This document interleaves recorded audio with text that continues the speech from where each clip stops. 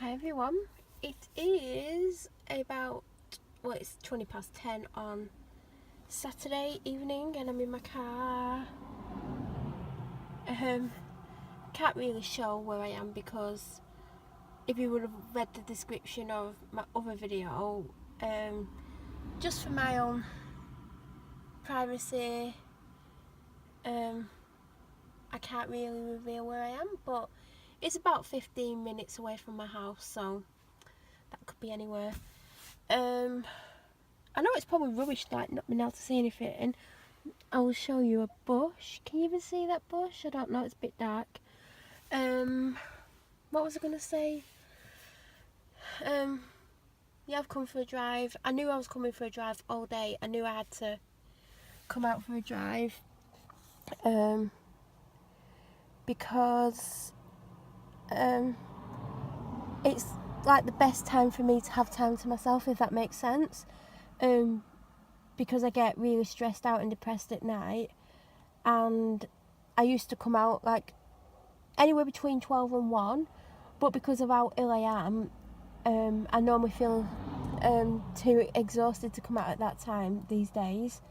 I don't remember the last time I actually went out at that time. I know not too long ago I came out around midnight, but it's very rare for me to come out too late these days. I think it's an average of between 9:30 and 10:30, I guess, maybe 11 these days, but I could be out for 2 hours, so it could be midnight by the time I get home. But yeah, that's what I do now anyway. And as I said, I knew all day I was definitely going to come out tonight, because my health isn't as bad at this second or this moment.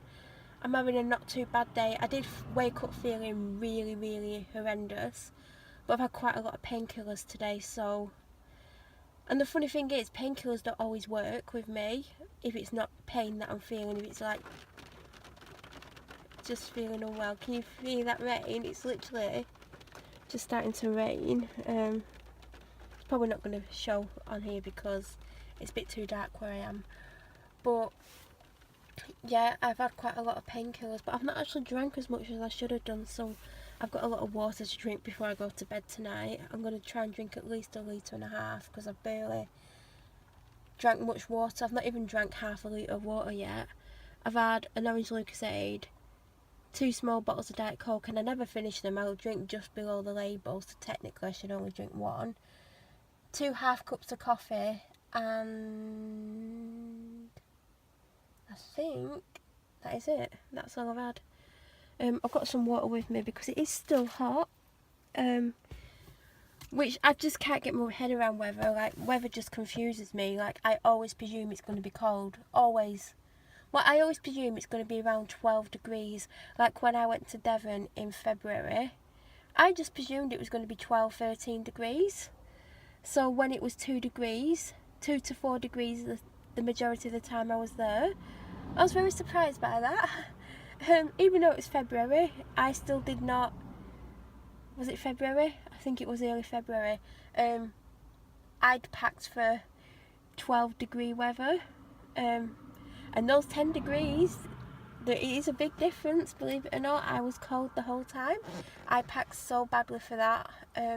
So yeah, I always presume it's going to be cold. So when I get up in the morning, I put the heating on. When I go to bed at night, I put the heating on. And it's like heating wars in my house. Like today, I put the heating on and my dad wasn't in, he'd gone somewhere. And I went upstairs and I was getting ready to have a shower.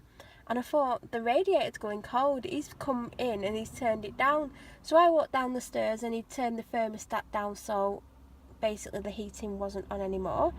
So I just turned it back up and went back upstairs. Had my shower and I was like drying my hair, and the radiator started to go cold again, and I thought, he's gone back down and he's done it again, hasn't he? Anyway, I never turned it back up again because it was actually warm. But I think, well, it's because when I don't get if I don't get enough sleep, or I'm ill, or a combination of both, my body's normally cold, but I'll have a temperature in my face. So I'll be warm but cold at the same time.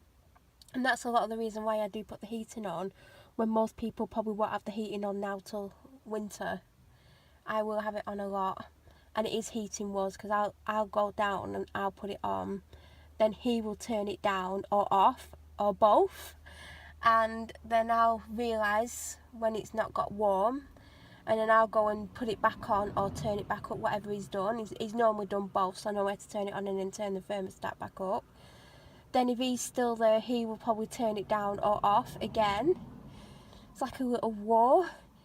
But luckily, because of my bedroom's on the 3rd floor, it's warmer up there. It's like the warmest part of the house. So I know if I'm feeling a bit cold downstairs, I can just go upstairs. Even without the heating on, I'll be warmer. But I've gotten so used to putting the heating on and having the heating on when I go to bed that it's kind of just become this like routine for me.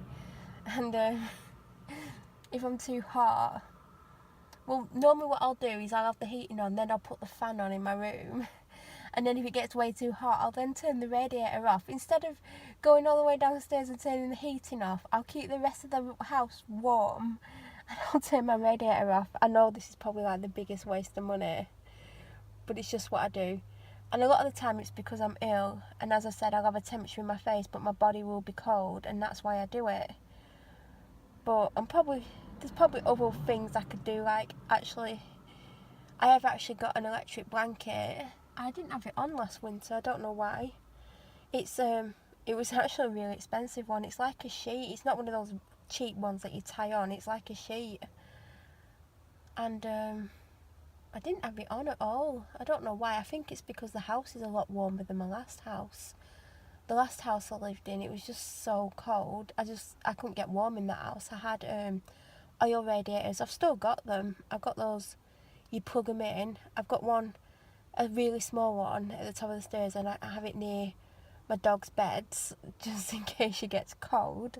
I know that sounds funny, but that's how it is. And then I have a second one that used to be in my living room at my last house, and I keep that in my office upstairs. I never have it plugged in though. I don't think I've ever had it plugged in that house, because that house is a warm house even when the heating's not on. I've just slid back in my car. I've got a bad back today, and it was uncomfortable sitting in a driving position, so I've just spread out. I don't even know why I've got a bad back. But yeah, so I don't even know why I was going on about heating, because the weather, like, I always think it's going to be colder than it is. And I've got this habit, and I'm really bad with knowing what to wear. If I'm going out, I'll either be underdressed, as in like a thin layer on, and then I'm cold, or I'll end up putting too many layers on and being too hot. I never get it right.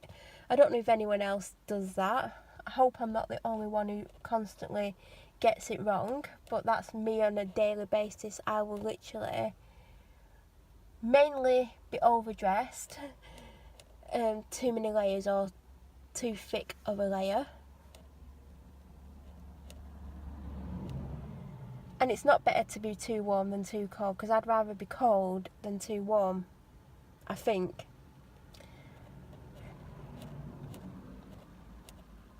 I know I won't be getting out tomorrow night for a drive unless I come out earlier, because I need to try and get an early night, which is ironic for me, because I don't even know when the last time I had an early night. There's been like nights recently when I've been so exhausted because of how ill I am, where I probably should have gone to bed at like 7, 8 o'clock, and I've just stayed up till 3, 4 in the morning. But I've got to get up at 6 o'clock on Monday morning, and I don't know if you can see that rain. And I've got to get up at 6 o'clock.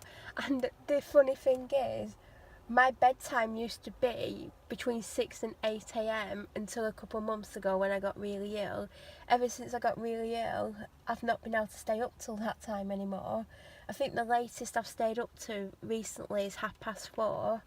I think that was last week. And I was up till 4 o'clock this morning. Well, it was 4:10 the last time I looked at the time. I just could not get to sleep last night, and I don't know why. I was just, even though I was really ill, I just could not get to sleep no matter what I did. I think I posted a video at like 10 to 4 or something like that. Well, I filmed it at that time. It wouldn't have gone up at that time because of how slow my broadband is. I just could not get to sleep. I know I didn't go upstairs till maybe 2 o'clock, but I was so frustrated with the fact I just could not sleep, and I don't even know why I couldn't sleep now. I can't even remember why I couldn't sleep. But I went upstairs and I just suddenly woke up. It was like I'd been asleep and I woke up for the day. That's how it felt. And when I did get to sleep, my dog came in, and I keep my door half open with the light on outside, and she, instead of like, cause she'd easily fit through the door without pushing it, she always pushes it as hard as she can, and then of course it hits that thing in the wall. Is it a stopper or whatever it is, so it doesn't hit the wall? So I'm asleep and then I hear this noise, and of course it makes me jump, and then I automatically think there's someone in my room. So I'm there frozen thinking, oh my god, who's in my room? And then I'll just hear her move, and sometimes it'll be like 30 seconds of me just being scared to like even look, and then she'll normally make a noise or scratch herself or do something, so then I know it's her. And she did that, and then she left my room, and then she always drops herself onto the ground. So she dropped herself onto the stairs because there's a step that she always sits on, and I sit on it. I like sitting on the stairs, but she always sits on the stairs. I think I've shown it in a video before. So she dropped herself on the step, and then I heard her scratching, and then she come in, and then she banged into my bed again. And I'm there thinking, yeah, it'd be nice to go to sleep if the dog actually let me. Then she come and stood next to me and puffing and panting next to my head. And I'm like, what do you want? And she's looking at me, and I'm like, do you want to go out? And she didn't want to go out. And I think she was too hot because, of course, I had the heating on. And the fan was next to my bed, so I think she was secretly, like, stood next to the fan to cool down. And then I fell asleep. And then she came in with a bottle. I don't know if I've ever said in this, but she likes to take the lids off bottles. So there's always a bottle or two around the house because she likes to play with them. So she come in with this bottle and whacked it into my bed. My bed's a wooden bed frame, so she hit the bed frame. And of course that woke me up, and I thought, oh great, no one wants me to sleep today. And then I fell asleep. And then I woke up because I was having a nightmare, and I was awake about half an hour, and I didn't want to go back to sleep because there's been times when I've been having nightmares and I've gone straight back into the nightmare when I've fallen asleep. So I do avoid going back to sleep sometimes. If it's a really bad nightmare, I'll normally put the light on, and I'll probably sit there for an hour and then fall asleep with the light on. And then I'll wake up half an hour to an hour later, and sometimes I'll turn the light off. It just depends on how I'm feeling. So I just kept waking up, and then I kept thinking, should I just get up? And then I thought, I need to get some sleep because of how ill I feel. And I think eventually I woke up at something like 25 past 10, and I thought, I'm just going to stay awake now. I just can't be bothered with all this. I probably was awake more than I slept, but I got some sleep. Eventually, finally, whatever. And then I felt like crap. And then I had a shower. It's amazing, like, having a shower makes me feel better, and it doesn't massively make me feel better, it just makes me feel well enough to just go to the shop. So I went to the shop, and I rushed round because it's quite busy on Saturdays, and I just feel anxious, so I kind of like go into my own little world in my head, rush round and get out as fast as I can. And on my way home, I almost lost control of my car, and not because I was driving too fast, because I never drive too fast. I'm a really good driver, but I always, when I'm going up the road to the motorway, the slip road, the one on the way back is 2 lanes so you can overtake, and I always, probably 9 times out of 10, overtake whoever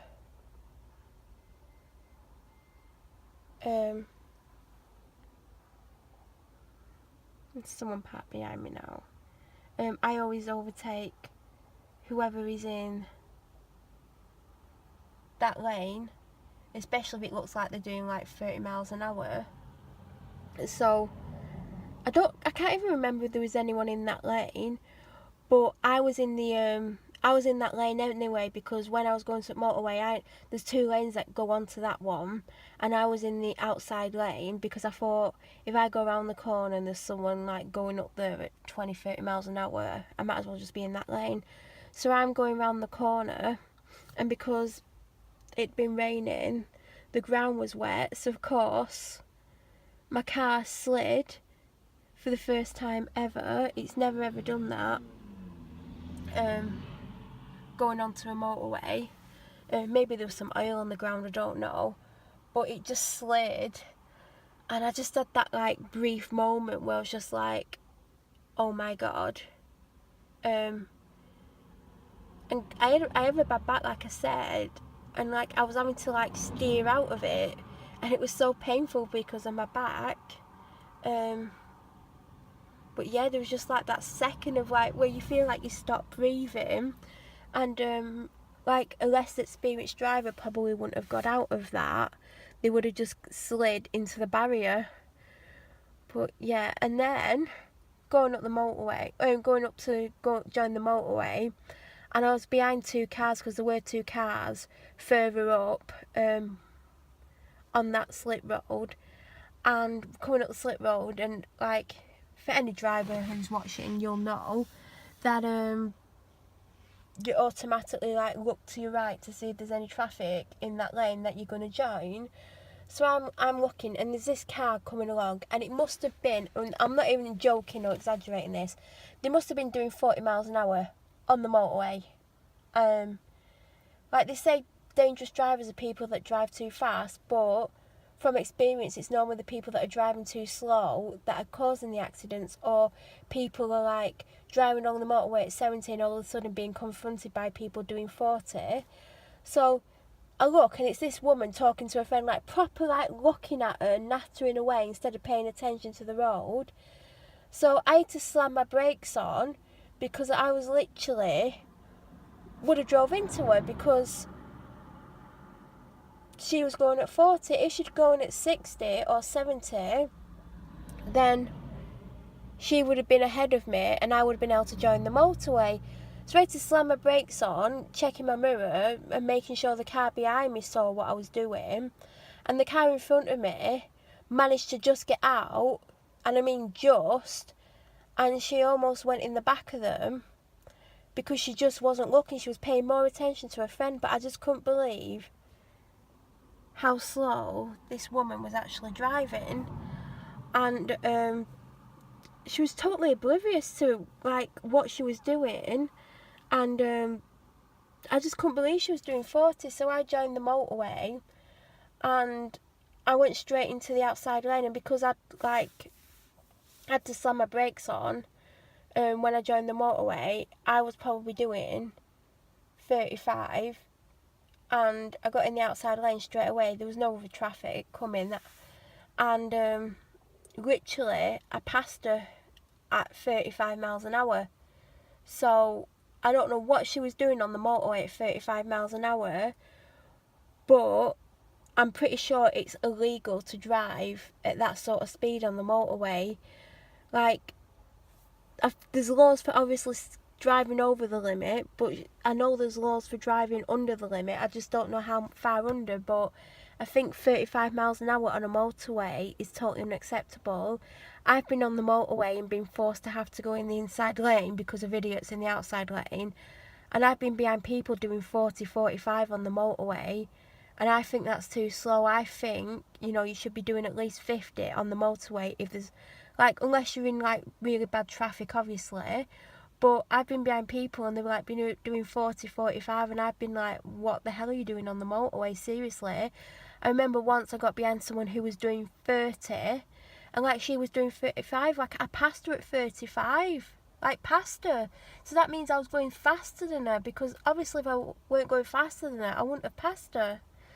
So then, like, I think it's bad drivers Saturday, get off the motorway, and then I'm in the left hand lane and there's someone in the right hand lane, and this always happens, probably 8 times out of 10 here. Well, everyone knows that the roundabout can go in different directions. You can either get off the first, second, third, fourth, fifth, whatever turn off. So I always get off at the second one, and when I set off, 9 times out of 10 the person on my right will cross the white line and come into my lane, only a little bit but enough to hit me if I weren't paying attention. So this car next to me comes straight into my lane quite a bit, and I have to hold back, even though like we're literally next to each other. They shouldn't be crossing the line at all. You should be staying in your own side of the road. So then they come on the second turn off with me, not to me. But again, it's 2 lanes. So I'm driving along and they literally come into my lane. So obviously not looking where they're going or paying attention to the fact there's a car next to them and there's a white line, meaning you don't actually go in that lane. Even if you want to go in that lane, you should look in your mirror. So he almost hit me, so I had to beat my horn, and he like carries on in my lane, and then eventually pulls out, and then as I'm pulling along with him, he starts giving me abuse. What I do is I won't even look at them. Like, I kind of glanced at him to like look at him to think like, go, what you doing? And he just went mental at me, and I'm thinking, you're driving a car on a road. Driving is dangerous because any mistake you make, you could put your life and other people's lives in jeopardy. Not only did he cross the line at the beginning, which I expected because it happens a lot, like it constantly happens, and I'm getting sick of people doing it. If you can't stay in your own lane, to stay off the road. Seriously, one of my pet peeve hates is people driving in 2 lanes at once.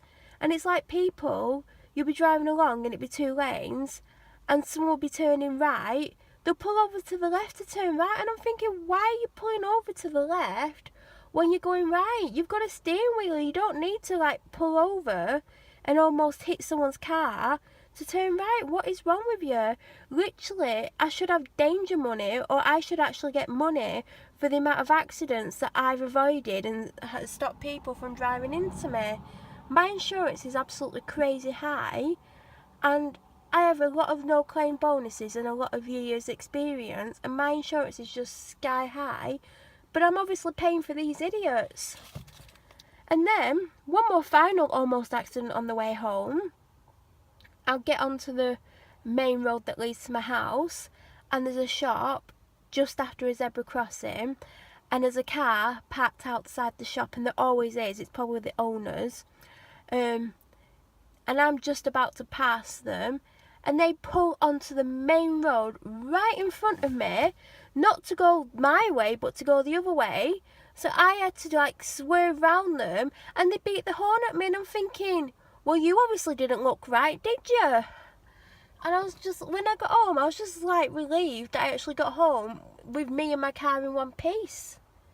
Like, there's just some absolute idiotic drivers on the road, and I'm sick of avoiding accidents because there's these idiots driving around. I did a video the other day about another thing that always happens, but it was an 8-minute rant, but I think I'm going to put it on my channel next week because it's just totally ridiculous. And I'm going to end this video here at 25 minutes. And I did this the other night. I said I was going to carry on filming, but I got quite unwell, and I didn't carry on filming. But I'm definitely going to film another one because I know I'm definitely not going to be able to get out tomorrow. So it won't go up on the same day, but it's just a bit of footage to film to put up at some point. So I'll be back very soon.